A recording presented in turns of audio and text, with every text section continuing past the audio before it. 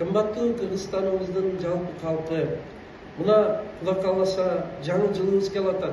Ошонун алдынан өткөн жылга көз салсак, эң башкысы Кыргызстан элибиз тынч аманчылыкта жашап, эмгектенип, жакшы күндөрдү өткөрдү. Мына ошол үчүн жаңы жылдын алдынан өткөн жылга бир серепсеп салып, тынчтыгыбызга шүгүр кылып, ошону менен биргеликте эң жакшы иштер болуп өткөндүгүнү дагы айтып кетели. Кудайга шүгүр, элибиздин жаратман эмгеги менен биздин Кыргызстанда көп жакшы иштер болду. Алыскы мекендештерибиз дагы алыста туруп, өзүнүн эл жериге жакшы кызматтарды кылып жатат. Мына алдымда Жеңиш Күлөжей олтурат. Сонун фильмдерди жараткан иштин башында турат. Руслан Акун деген жигитибиз бүтүн билим берүүдөгү тармактагы мугалимдердин кадырын көтөргөн Агай фильмини тартып, мугалим билим берүүнү дагы бир тепкичке көтөрдү.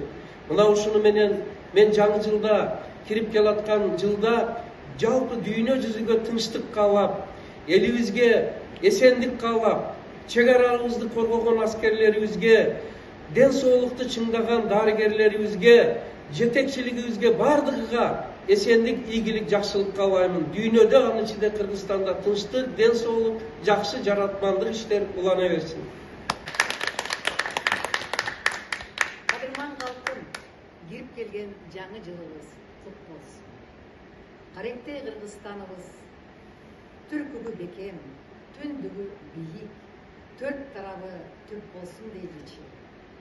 Кыргыз сериалынын мээнет менен тарткан ар бир жаңы көркөм тасмасы мээрим менен сиздерге сунулуп турат.